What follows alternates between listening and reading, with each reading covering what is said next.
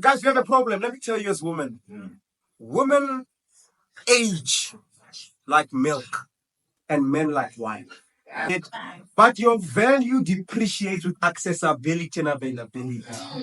Now, once you've been accessed and you've made you accessible, you've made yourself available to those men outside, they have hurt you, you come back to the church and you want marriage.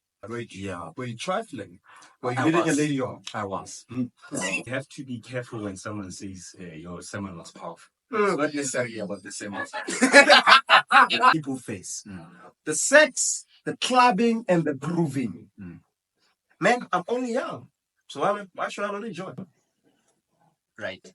To say who gave the standard that enjoying should be self-destructive. Right. Adventurality SA presents the Advent Pod SA. A timely voice. The greatest want of the world is the want of men. Men who will not be bought or sold. Men who in their inmost souls are true and honest. Men who do not fear to call sin by its right name. Men whose conscience is as true to duty as the needle to the pole. Men who will stand for the right to the heavens.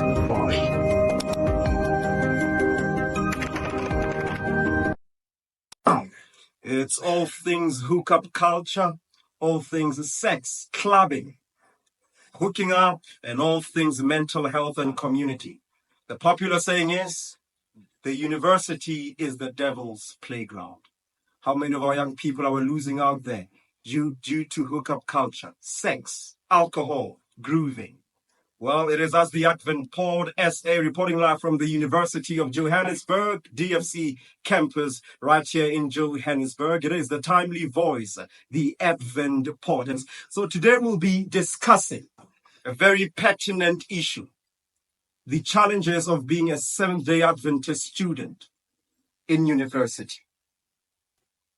We have a challenge of young people who have the addiction and temptation to destroy themselves rather than to construct themselves. And we have seen this is because they have hotspotted their faith from their parents and they don't have their own faith. Now we're about to discuss this pertinent issue. Just an introduction. I'm Onhapile Mokoena, my beloved. And yes, is I am Kambo Pidane. thank you, sir. And this? Muledi Tibeli. Muledi Tibeli, and you? And I'm yours truly, Kahana Situpa. Yours truly, Kahano Sidupan. Gents, let's have an engagement here about the challenges that the young people in the Adventist church are facing. Let's talk about this, man. First of all, your first SDASM experience. That crush that you saw in church. As she enters, Chief, you see some aesthetical palatability, and you realize indeed it is good for a man not to be alone. Tell me about it when you saw this lady, your first SDASM crush, Chief. How did it go about, Mr. Khan? So as we always say, back then I was young and stupid, right? So Why didn't you justify? okay. So is it an issue of back then it was an issue of what I was more pleased on what I would see, right? Let me say that when I arrived as SDASM, there were ladies who were painfully beautiful, right? But morally lacking, right? So that was. But I mean, at that point, I think I told myself that, you know what, issues of morality are issues that we can deal with over time, right? It's something that we can, I'm the man, I can channel the direction of the relationship and all those things. But honestly speaking, morality is the core of every relationship. I think you're evading my question. Right? When you school, what transpired? Did you see any lady the first time you entered SDASM, and how did it go? So when I entered SDASM, as I said, the ladies there were painfully beautiful, and I did see someone who who caught my eyes at the time. I wouldn't lie, there was someone there, right? It's really all right. That's perfect. So and then maybe okay, it's fine. You did see, Yes. all right. And you, Mr. Stupani, man, yeah, take us back. I think when I got to first year, Yeah. I was still in a phase where I was sort of doing away with relationships, right? Okay. But I did see people who were striking, like he says. I didn't engage them at first glance, at first instance, but I sought to make them friends through the fellowship of music. And in that it's my story. And through that fellowship of music, I was able to experience their presence and their beauty in that way. But I was not, going out for them. All right. Wait. Yeah. Were you trifling? Were you I leading a was. lady on? I was. I was. At some point, I was doing situationshipping. By the way, allow me to be an Adventist preacher. The Mother White says to trifle with hearts is a sin of no small magnitude. Yeah. So you're guilty of that. How do you feel, man? I stand condemned. You trifle with a poor girl's heart, looking for a leader in you. Yes. How does it make you feel about yourself? I didn't feel good at the time. I think my excuses were more on preferential matters, which are sometimes problematic because some of them are acceptable, some of them are unacceptable, and perhaps the ones that I wanted were perhaps unacceptable at the time. Right. A little bit insensitive as well, but I think in that experience, we're young and stupid, and we've grown in the law. Young and stupid seems to be the prevailing sentiment here. That didn't be. Or how fihla mona at the university. Wabona wanyana. How you that? Okay, so your question is our first SDASM experience. Yeah. Now, just a disclaimer. I went to SDASM, and the first time I got to SDASM, I was not a boy, I was a man. Wait.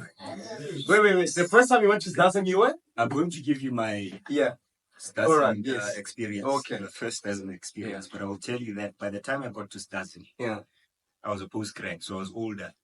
So I wasn't so much infatuated by what I saw. Okay. By what I saw. Cool. But the thing is, I was seeing, right, at the same SDASM, because, I arrived at SDASM, that is, in 2021, and I was seeing. I wasn't looking, but I could see. You were seeing.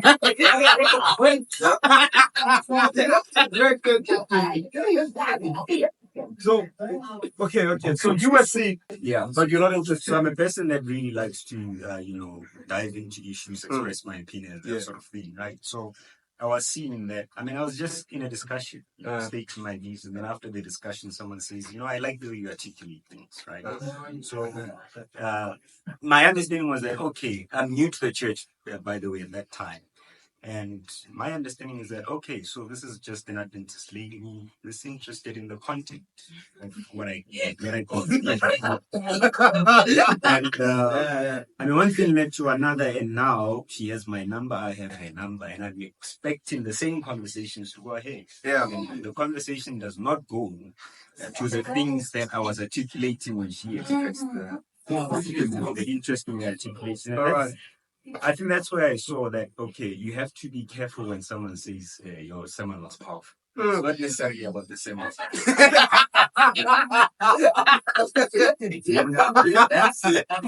That's my introduction to you. I think it was quite interesting because then something, immediately became apparent to me, which was the fact that, okay, this person has an interest in me. But there's another brother already, which I couldn't understand. But wait, there's another brother. Yeah, but she's approaching. She's occupied. But she's praying. Yeah.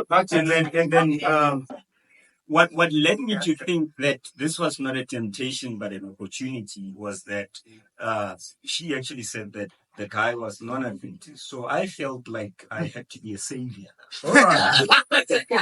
to step in and actually make sure that she's out of the hands of the Babylonians. Long story short, it wasn't successful, and I'm glad it wasn't. All right. Thank you, Mr. Lady. I think we've got some. I think people do relate to what's happening here, okay? Especially in the context. I love what you say. So she's not interested in the sermon, but she's interested in the man. And I think we have a problem, Adventist ladies in the house, of being attracted to the man of God and not the God of the man. And you end up finding women saying Adventist men are trash. I'm sorry to announce to you, It's your appetite in Adventist men which is trash. I'll say it again. You might be saying Adventist men are trash. No, my sister, it's your appetite in men. There's a difference between a man of God and a church attendant. But watch on the Advent part, we'll be discussing more about it. That's fine. Let's proceed, man, as we give context to this engagement. Now, there you're at Vets. And I know Vets, beautiful times are they. Let's talk, James. I know James will relate with me. You know that you're not supposed to go to Babylon. Eh? It must be in the church. We are taught from a young age. Well, marriage inside, right? I speak about relationships, friendships. Must be from inside the church.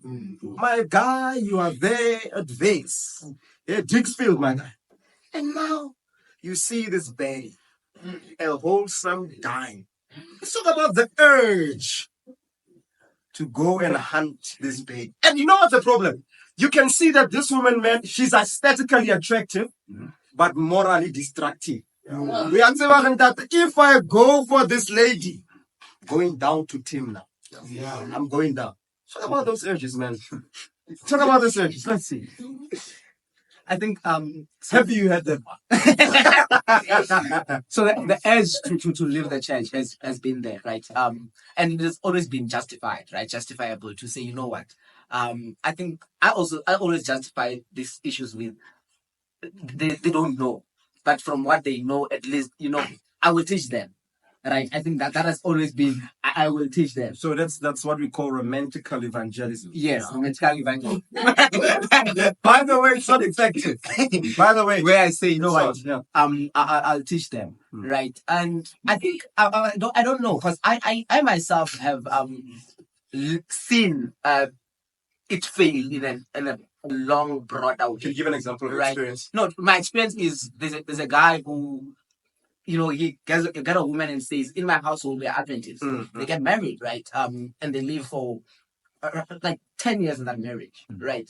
And they're faithful in the Adventism, right? But one day the guy passed on, right?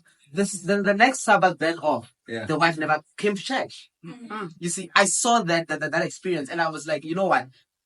It was just maybe his way of doing things. I can do things differently. But kind of my question to you is, So it was. I'm getting to the question. When I saw that, like those edges, that's always. As I say, those edges always comes with the fact that I say I will tell them the truth. And the other issue is also I say those that know the truth in the Adventist church are not practicing it. So it's better to have someone who at least who does not know.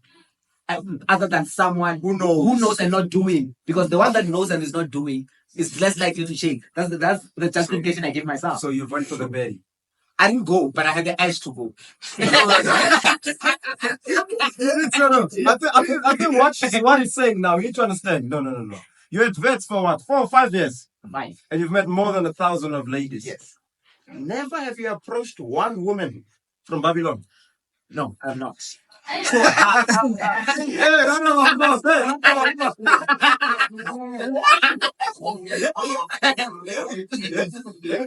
Fine. Let's go to Milady. Yeah, we'll go to Milady.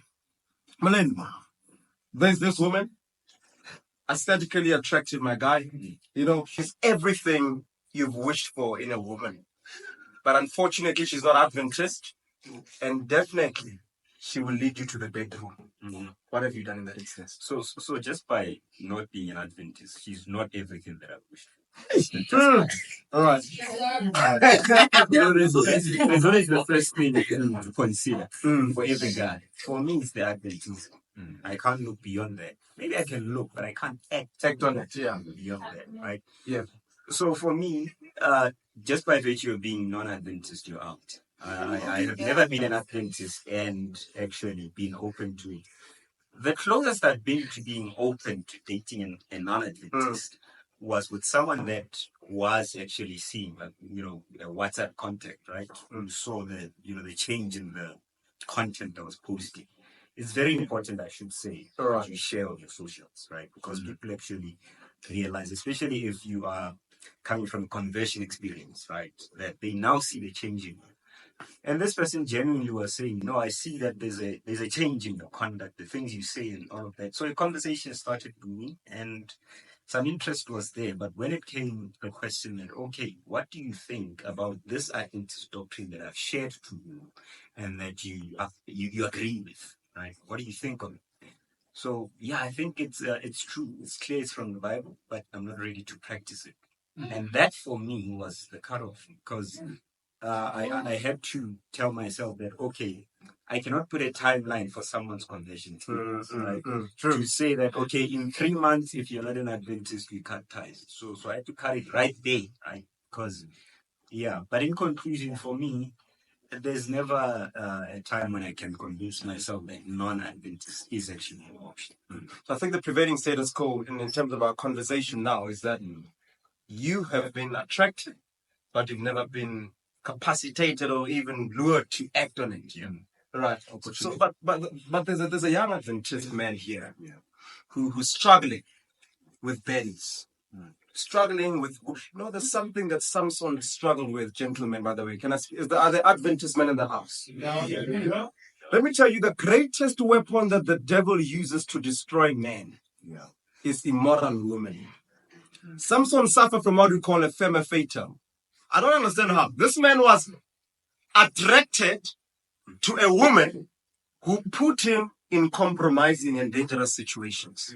And so there's someone that will say, my guy, I've tried to date an Adventist. They are too boring. Okay. They are too, quote unquote, stuck up. And I find joy in these other ones, man. There's so much vibe. And so how do I change that romantical appetite? Yeah. I think one thing we need to look at is in the appetite, you need to then look for the qualities of the woman that you want before you look at the woman. I think most of the time you see these people already entangled with an Adventist, and then they say they then have these qualities that I like. But if you sit down and say, which are the qualities that I want first, and then go for the woman, I think that will help better in terms of locating where they are, number one, and trying to reach out to the spaces where they might be found. Because then you're not having the woman and then saying, here are the qualities that present themselves. All right. You see what I mean? So I think it's very important to do an analysis before. So what you're saying is I should be more proactive than reactive. Yes. So qualities, this is what I want from a woman, and then I go and hunt for that instead of settling for what I find. Yes. Yeah, I'm trying to mention this, that also from what you're saying, so you have a list of the qualities that you want. By the way, the list will never be fully ticked. Never. True. Right? There will be some things that you're like, okay, I want her to do this, but she's 7 out of 10 of the things that you want. It's never going to be a 10 out of 10. I know Instagram sells that this one is a 10 and whatever. But I think also, as much as you have the things that you are interested in, also make sure that while you're praying to God, you pray to God and it's you and God, right? Do not present a case that is already happening and say, God should bless it. A lot of us do that where you're like, okay, now that she's here, let me pray for this relationship, right? So you pray. Wait, you pray. So if I've seen Isabel here, right, I first go to God and pray and say, yeah, my romantical inclination, Savior, direct me. Instead of me going and hunting, quote unquote, for her, and then praying, bless what I've taken. All right. No. That's perfect. So I think we can reach a consensus as a society today that Imam may be Adventist. Ubaba may be Adventist. We are tired of going outside. You will come back hurt. I have a problem. Why are you giving ladies? Can I speak to ladies again? Yeah. Why are you giving your superiority to the men outside and your inferiority to the men inside the church? Huh? Where you are? We are coming. We are coming. We are coming. I see the questions are burning. Guys, we have a problem. Let me tell you as women. Women age like milk and men like wine. Where's the research? Spy. What I'm saying is called no matter how much you want to say it, but your value depreciates with accessibility and availability. Now, once you've been accessed and you've made yourself available to those men outside, they have hurt you, you come back to the church and you want marriage. Chief, what did you not want to do? Well, you were still in the game. You and I a substitute. I must come get you. Let's repent from there.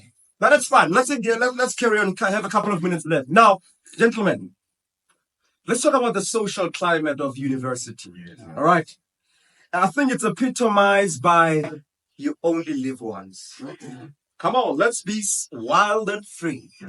Mommy's not here, daddy's not watching. They've been forcing me to go to church now. Now I have the ability to live my life.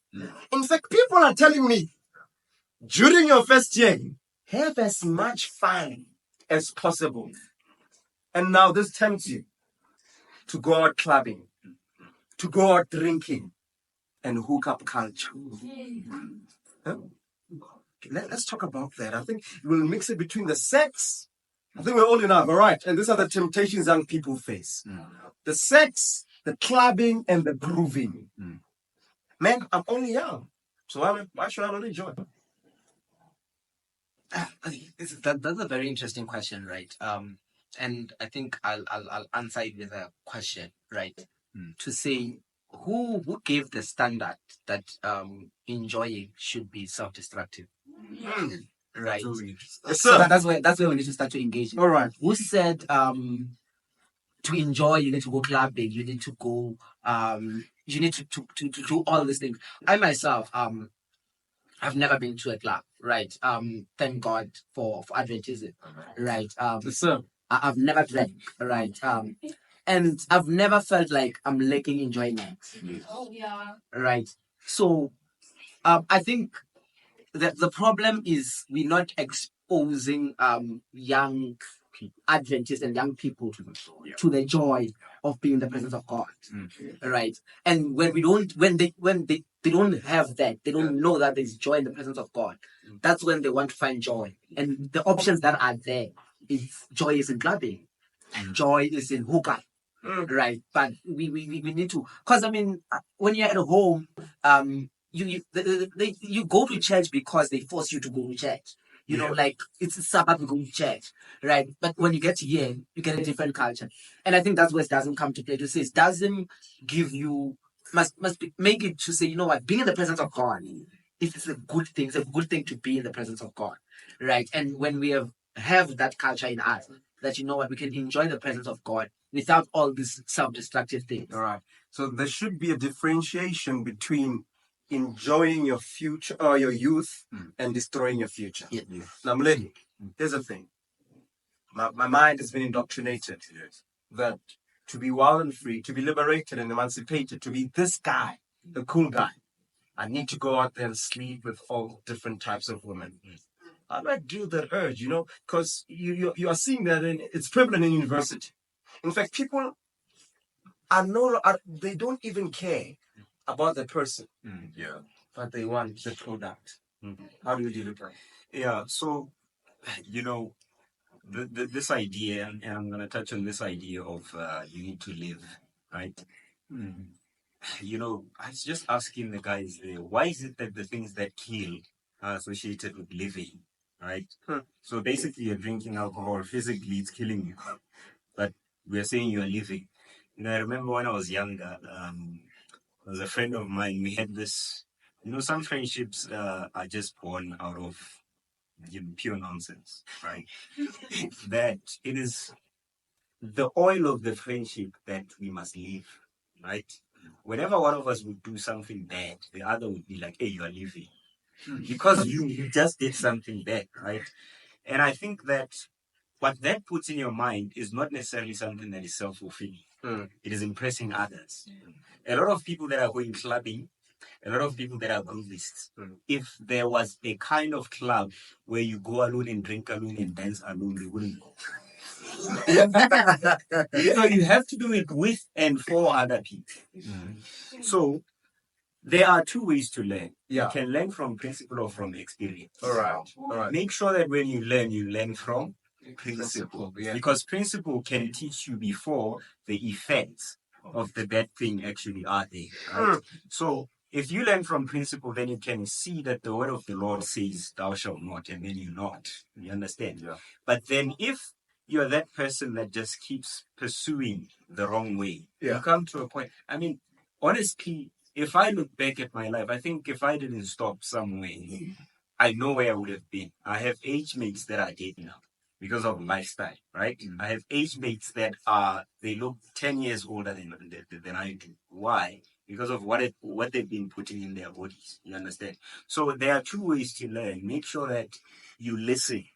Right? Cool. The people that have, there's a Zulu saying that says the people that have walked the way are the ones that know the way. Right? I want to say it's Zulu, I'm not a Zulu, so I don't want to mispronounce things. But basically, you understand that people that have seen the effects of the thing that you're doing know about it. Listen when you're told.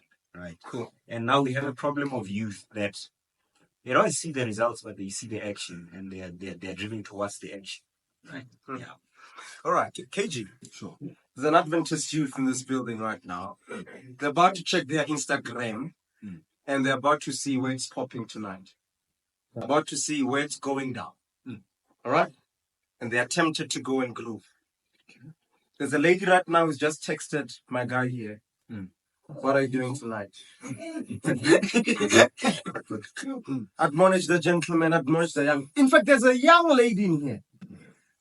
Apparently, we've become rest wives. What is the concept of rest wives? Huh? Guys, I don't know if you can comprehend this. How do you expect a man to value you if you are giving him that which is only given in marriage? If you are giving me something that I must get in marriage, you think I'm going to marry you? I'm not going to do it, by the way. So, now, that's what I'm saying, Chief. There are two scenarios. The lady right now, the rest husband, the worldly man, saying, baby, it's been too long now. Can you just go out and have some, dinner, and then later on we can have a moment in my apartment? There's a young gentleman in here who's saying, I've been invited to groove. Help the young one. Okay. So I think in the morning we shared a text about how can a young man keep his way pure, right? I think the challenge is we need to move away from substituting or living our religion with two things at the same time.